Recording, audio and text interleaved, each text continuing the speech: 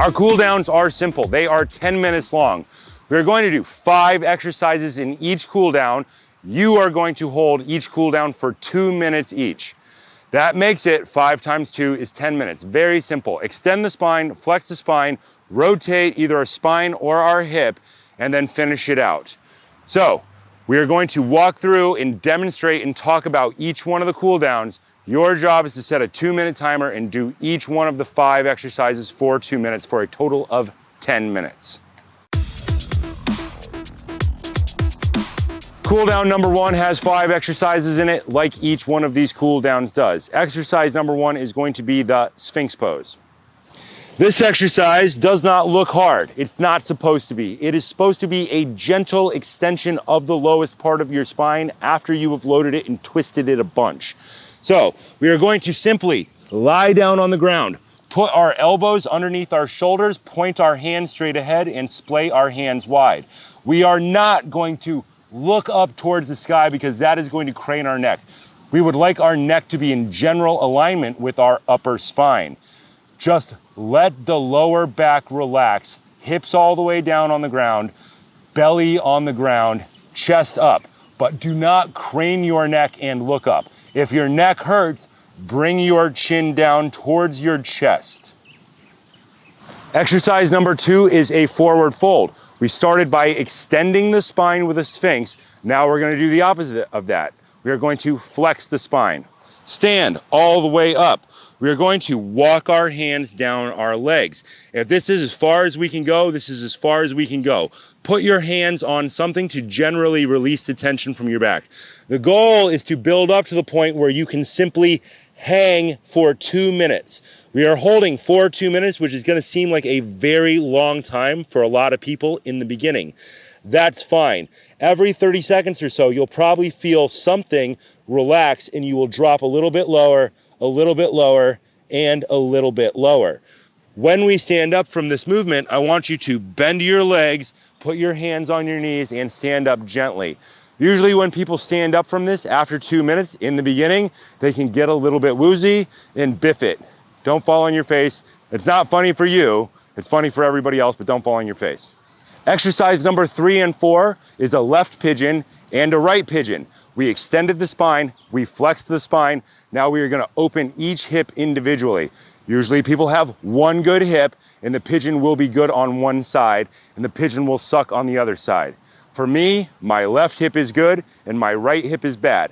So I tend to do the good hip first and build into the bad hip. We're going to get down to the ground. One leg forward, one leg back. I've had a lot of knee surgery, so none of this is very good for me. I don't want you to sit all the way up in this pose. I want you to bring your spine down into alignment by putting your elbows on the ground to try and make your lower spine more neutral. Over time, I want you to adjust and sit further and further back in this movement. We would like our lead foot to move towards the center line of our body as we get better at the movement. In the beginning, if you're very tight or if you've just worked out very hard or sat down for a long period of time, you're going to notice you're going to have to move it across over the course of the 2 minutes. You're going to get into the position, put the elbows on the ground, let it set. Then you could either move your foot towards the center line or you can move your hands towards your foot. Rotate your upper body and then swing your rear leg around to move deeper into the hip stretch.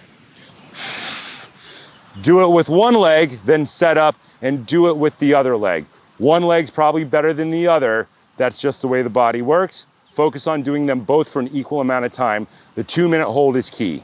Exercise number 5 for our level 1 cool down is our frog stretch.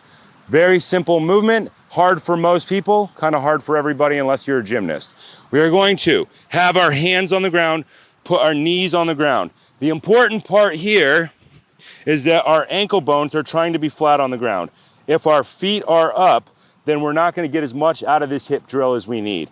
Point your toes straight out to the side, try and put your ankle on the ground, and put your elbows down on the ground. Over time, you can walk your knees out just a little bit, sit back in the stretch. We don't want a big dip in our spine. Tuck our rib cage underneath to try and keep our belly generally flat. Sit back as far as you can. The further you sit back in this exercise, the harder it will be on your hips. The wider your knees get, the harder it will be on your hips. Start high, and as the timer goes, settle down into it. You are not going to be great at any of these stretches. After creating as much tension as we do in the club exercise, we want to make sure we are focusing our cool down on the spine and on the hips.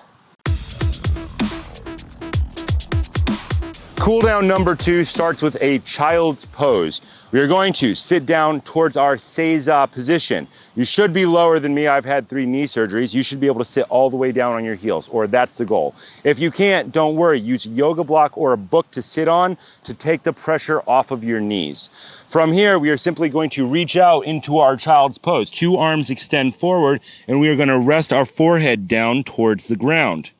We are going to just extend our arms away, reach tall, and reach our tailbone back. Make your spine long and let the lowest part of your back slowly relax for 2 minutes. This is not an extreme stretch. It is not meant to be. It is meant to slowly elongate your lower spine. Exercise number 2 is going to be our staggered forward fold. We are going to take 1 foot forward, 1 step. Our heel should line up with our toe. Our feet should be generally shoulder width apart. We are going to do 1 minute in forward fold in this position. Try to relax your body. You're going to feel the stretch most in your lead leg. You're going to do 1 minute on each side. When you go to stand up, put your hands on your knees, bend both legs, and stand all the way up. Change to the other side. Line your heel up with the toe. Make your feet shoulder width apart. Bend forward at the hips. If this is too extreme, you can bend your legs very slightly in order to accomplish the task. Over time, we would like to straighten out specifically our lead leg. Pull the kneecap up as hard as you can. Point the feet straight ahead. When you get out of it, bend your knees, put your hands on your knees to stand all the way up. It is important that you attempt to point your feet straight ahead. You will feel some stretching in some weird spots if you are not used to pointing your feet straight ahead. That's good. That's what we're looking for. Exercise number 3 and 4 is the left and right version of a very simple spinal rotation exercise. We call this one the crucifix. You'll see this one a lot in CrossFit. There are much more extreme versions of this exercise, but this is a very good, gentle version of this exercise to do. We are going to lay flat down on our back, place our arms straight out to the side like we are lying on a cross. Take one leg towards our chest. Now bring our knee towards our hand. Try and bring your knee down to the ground while making the opposite shoulder lay down. Knee and shoulder are moving opposite each other. This knee towards the ground, this shoulder towards the ground. Hold it for 2 minutes on one side. When you come back to center, you can grab your knee if you have to, rotate back, put your lower back on the ground, straighten your leg. Change to the other side. Pull your knee up, arm out, cross over. From here, take that other arm, reach and extend. The goal is to have the shoulder on the ground and this knee drop towards the ground. It does not have to get to the ground. It just has to try to get to the ground. When you're done with 2 minutes, you can grab that knee, rotate it back to center, and straighten your leg all the way back out. Exercise number 5 is going to be a half frog stretch. In level 1, we did a full frog stretch. In level 2, a half frog stretch for 1 minute on each side. We are going to have one leg straight out to the side. Try to make this leg straight. Our rear leg is in a frog stretch. Put your elbows down on the ground and sit back as far as you can. If you need to make this smaller and this leg needs to be up higher, use a block or a stack of books to put your elbow on. The goal is to sit this hip back as far as you can and get down lower and lower into this exercise. If your hips are forward, this is pretty easy and it's not going to do much. Think about sitting back into the movement. When you finish 1 minute, put your hands underneath you, bring your knee in very gently, change to the other side. One leg goes out straight, sit your hip back as far as you can. One leg goes out straight, slide it out, elbows on the ground, sit your hip back as far as you can. We are isolating one side from the other to try to see if both sides are elongating equally well. When you finish the movement, put your hands underneath you, shift your weight forward, figure out how to edge your way out without destroying yourself.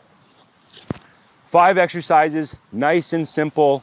Hold them, learn to relax, breathe through each movement. If you're holding your breath, you're not going to get any cool down benefit. The goal is to relax the tension that we have created over the course of the workout. Cool down number 3 is going to be the most challenging for most people. Once again, this is a 10-minute cool down. Hold each one of these poses for 2 minutes. The goal is to relax, not create tension. Focus on your breathing, in through the nose, out through the mouth. If you hold your breath, this is not going to work at all. Our first movement is going to be a half kneeling forward fold, sometimes called a Spider-Man stretch. We are going to take one leg forward, one leg back. The important part is that this lead heel is on the ground. From here, we are going to fold forward. This right here will be a fairly intense stretch for most people. Over the course of 2 minutes, I would like you to try to get down to your elbows. If you can't get down to your elbows, then you need to stack up some objects in front of you and put your elbows on it in order to get you further down. We can take one elbow down to the ground at a time and then try to get the other elbow down. Sometimes one hip won't move as well as the other hip, and that's totally fine. The goal is to sit in it. You're going to notice that this is probably going to stretch some portion of this lead leg hamstring quite a bit. Figure out how to sit into it and try to relax. This is difficult for most people. The second minute is, of course, to do this on the other side. Change that lead leg forward, get your hands down on the ground, and settle the hip down into the ground. Feel a stretch in this lead leg. Try to get your elbows down to the ground. Something in your hip, groin, or hamstring is going to stretch. Hold the position for 2 minutes. When you get out, put your hands back underneath you, walk your way out of it fairly slowly. This is a fairly intense position for most people. Exercise 3 and 4 is a shin box arm thread. This is probably the best overall spinal rotation cool down I know of, and you should use this for absolutely everything, every sport you do all the time. We are going to start in our shin box position. We're going to have 2 feet flat on the ground. Take 2 knees, touch them down to the ground. The correct distance has your knee at the arch of your lead foot. This rear ankle is trying to be flat on the ground and not pointed up. Ankle flat on the ground. Take the rear leg hand and drive it through. Start with your elbow on the ground. This is where most people are going to start. The other arm is basing up to support us. From here, over time, we're going to walk that arm through and try to bring our shoulder to our knee. Shoulder to knee, look at your hand, roll your palm towards the ground. Sit down into the stretch. Hold it for 2 minutes. When you come out, sit up, lean back. Walk your hand back across your body, gently sit up. Transition to the other side. Any way you want for now. There are much fancier ways to do this later, but right now the goal is to get to the end position and relax. Take 2 knees down. Your knee should be at the arch instep of this foot.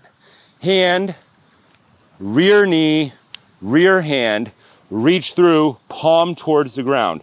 Thread through, try and get your shoulder to your knee, look at your palm towards the back. Sit in this pose for 2 minutes.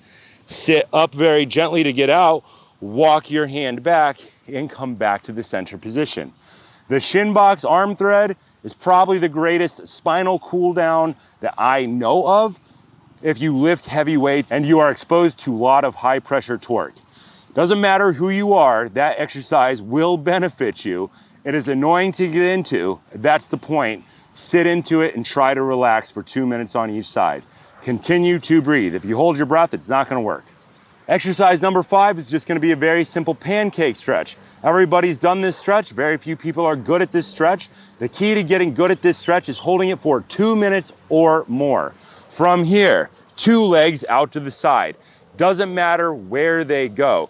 The goal is to get our hands in front of us. If this is the stretch, which it will be for most people, that's fine. 2 minutes in this position. We would like to eventually get further forward, towards elbows to the ground. This is going to happen over the course of months. Once we get here, we're going to start walking our hands out in front, and we're going to try to eventually bring our chest all the way down to the ground. The magic of getting good at this exercise is sitting in it and breathing. If you don't breathe, it will not work. If you are sitting all the way back here and your spine is round, you need to stack up some books under your glutes in order to raise your hips off the ground and then lean forward from there. Changing the angle tends to help people get much better at this exercise, and hold it for 2 minutes. Focus on your breathing. If you hold your breath, absolutely none of this works.